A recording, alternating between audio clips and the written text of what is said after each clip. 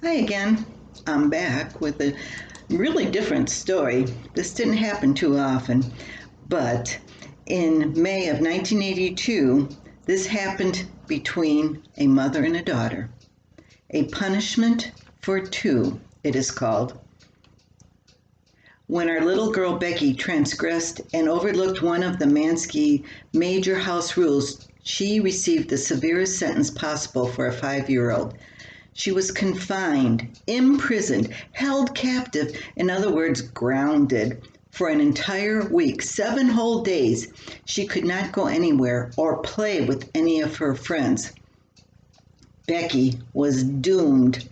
This punishment seemed appropriate at the time sentence was brought down, but this judge soon found out that she had not only sentenced her daughter to a week of cruel and inhumane punishment, but herself too, since it was impossible to force a 5-year-old to stay home alone without adult supervision.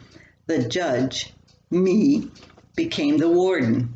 The confinement started during the weekend, which wasn't too bad. The prisoner and the warden were paroled long enough to attend church. A fitting and worthwhile outing, to say the least, for this transgression. The first real effect hit home when Big Brother left with Daddy to visit one set of grandparents Sunday afternoon.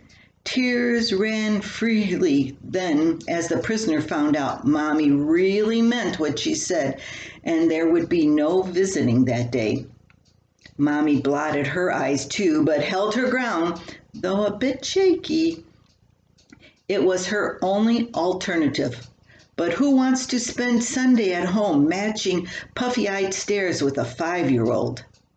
Later, when the neighborhood children entered our yard, they were warned away from the prisoner by an "I'm grounded."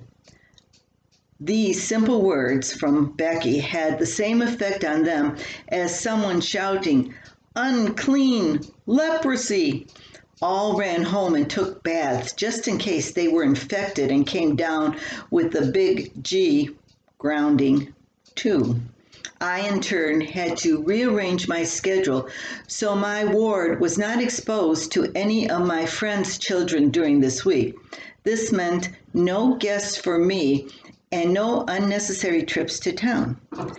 For the week, I became my daughter's sole link to the outside world, and she became my only friend and companion.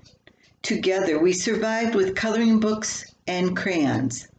By the time the sentence was up, the prisoner was definitely reformed. But I still don't know who was happier when the release time came, the prisoner or me, the warden. Looking back on this column, for the life of me, I didn't really remember what Becky had done that made the grounding so important. Then, after we discussed it together, we remembered. Rebecca had picked up a pack of gum from the IGA store without paying for it. Have a good day. Enjoy the weather and stay healthy.